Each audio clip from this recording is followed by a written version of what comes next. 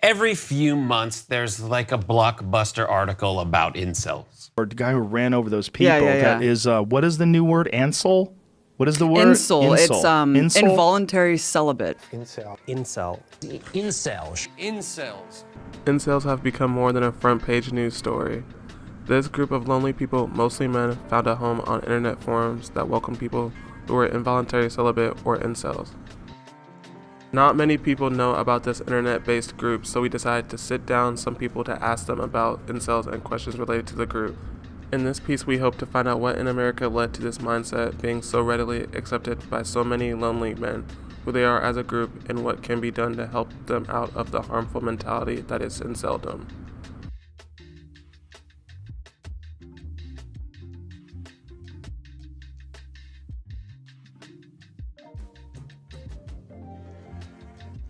You know, I think that sounds a little recent to me. Seems like it took a really long time. I think marital rape does exist, but I think if that is something that begins to happen in your relationship, or if it happens once, then that's kind of like the end of the relationship and you're not necessarily married anymore. I feel like, it's a good thing that it was finally criminalized, but it took a while, but I feel like that's kind of how our society is. It takes a while to, come up to date with things. I'm surprised that marital rape was criminalized because from what I know of American culture and rape culture, that most guys just get a slap on the wrist, or girls, and that marital rape is a criminal offense now just surprises me so much. It's hard to hear, but it's not necessarily surprising. I still think though, there's probably a lot of people that don't come forward about marital rape though, because I feel like it happens a lot in abusive relationships, or people are just manipulated, or they don't want to tell. So I definitely feel like there's a lot more happening than what we know about. Only recently was marital rape criminalized in the United States. This judicial reinforcement finally stopped the horrid idea that men in America deserve sex from their wife, whether they want it or not. The incel group is a recent and disturbing development in men treating women as if they owe them sex. But it is clear that this mindset has existed for a long time in the West. So if this is how owed sex has been supported up until recently, how is this mentality being maintained today?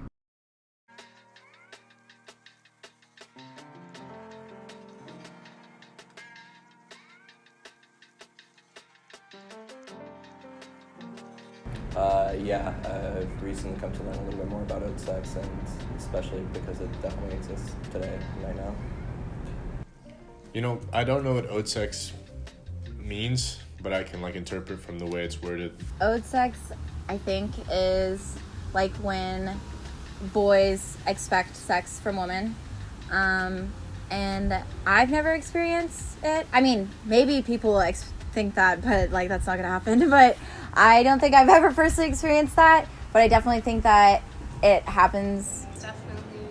I feel like it's there today because, I don't know, whenever I do go out for dinner with somebody, or if someone tries to offer me a drink, I just feel like I do owe them something because they're giving me something for free, and they also believe that there's something owed. 23% of female undergraduate students experience rape or sexual assault, according to LAME, the largest anti-sexual assault organization in the United States.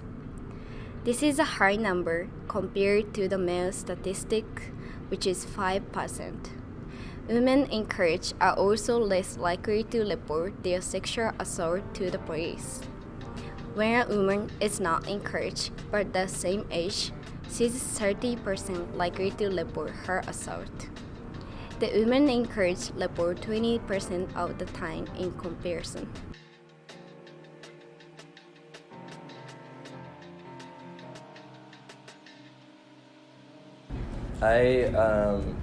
Honestly, generally, yeah.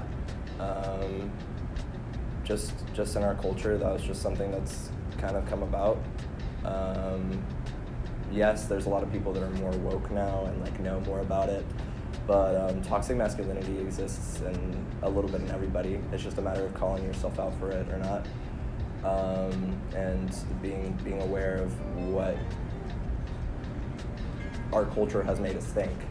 So yeah, I've been in a lot of situations where I've thought that like I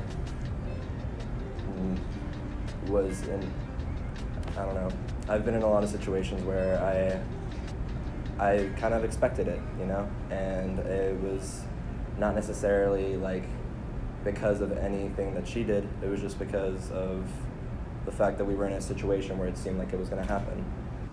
I've never experienced that, or at least I don't think I have, but I do think that some men do think that they are, like, owed sex. I think it's probably just the way they're raised. Like, it depends on, like, how they're raised. I think it's definitely getting better, and I think it's bullshit. Like, nobody is owed sex. That's complete bullshit.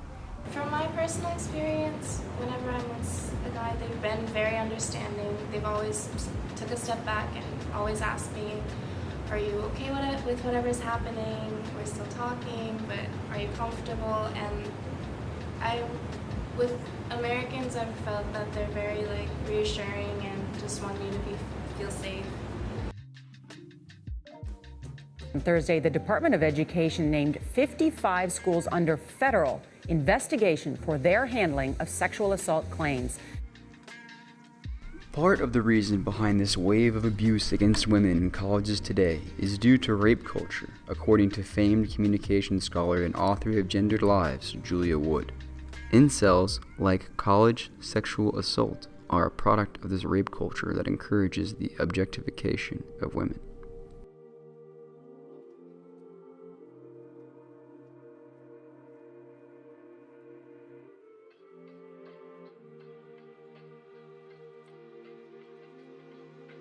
You know, I have heard of the term incel. The first time I heard about it was a few months ago. What I think about their ideology and what they are as a movement, obviously I don't agree with their ideology, and I don't subscribe to, you know, a good percentage of the things that they're saying. But I do understand, like I can empathize with the way that incels view life. So incel is like basically men that hate women. So they like, and also like attractive men that get women.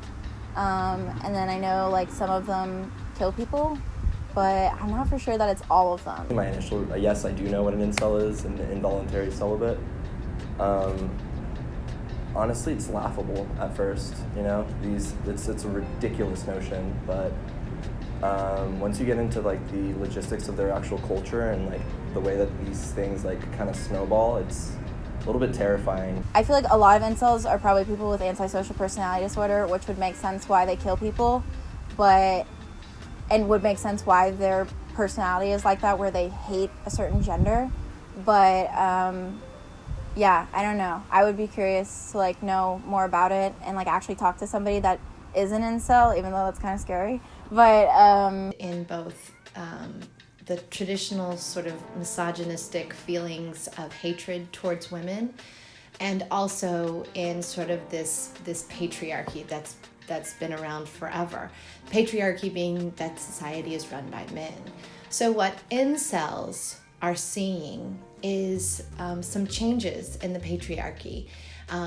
And what they see and what they feel is that their masculinity, at least as far as I understand incels, their masculinity is being impugned by these feminists who are starting to get more power, who are starting to have more say in society.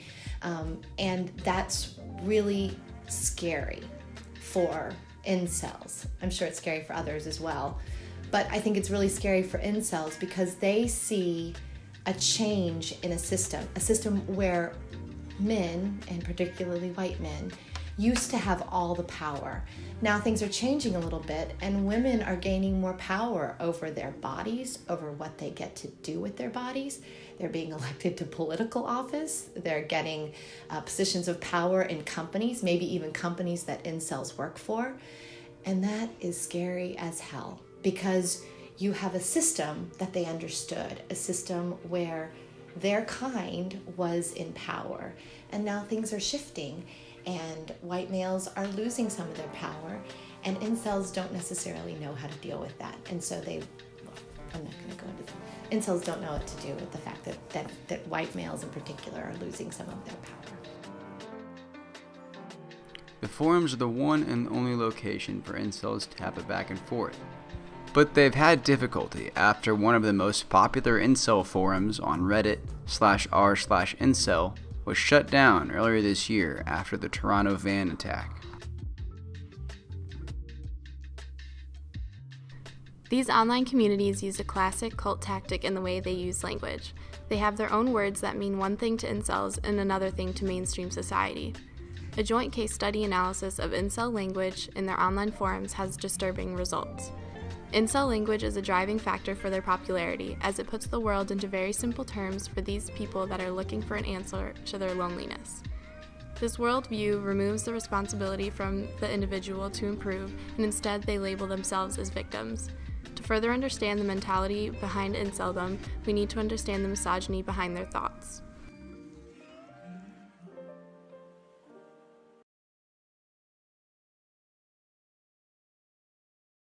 But I think that traditionally there's been a real fear of women and of women's bodies, which I think misogyny is sort of based on. So much of dislike and of the need for power and control in all realms is based on fear. And I think that men have traditionally had some real fear of the female body. Not only do we bleed every month, but we also can produce babies. We can create them, we can grow them, we can deliver them. And I think that's all real sort of unknown. I think that kind of power is very scary. The reason for all this press coverage is not because of the group themselves, but those who become radicalized by the messaging and commit acts of terror. Incels have been behind a number of mass shootings, with 2 this year alone. These people are hurting, to the point where a select few of them are committing brutal acts of violence against innocent people. They need to be helped and not hated, even if that is the common gut reaction to an incel's perspective. Based off of our research of the incel community and interviews of our peers and professionals, we found that incels are emerging on the scene of mainstream media and are becoming a more popular topic of conversation. We also learned that the harmful ideas and actions of the incel community have not totally wrecked the image of men in general. People still have a positive outlook on the nature of men, but the misogyny and hate from the incel community must be tamed. So if you know anyone exhibiting incel tendencies, ask them where they're hearing this information from and let them know that this mentality is harmful to women. Be prepared for this conversation with them, as you'll most likely experience backlash and you'll have to defend your point with facts. But ultimately respond to them with concern, not anger or disgust, even if you truly feel that way with them, because negative reactions will only further their belief that everyone else is wrong and they're right. Encourage them to be social and even invite them out. Be brutally honest with the person about their cleanliness and hygiene if you are close with that person. These people need help, not more hate. But someone will accept help, then it is out of your hands. But you have to at least try.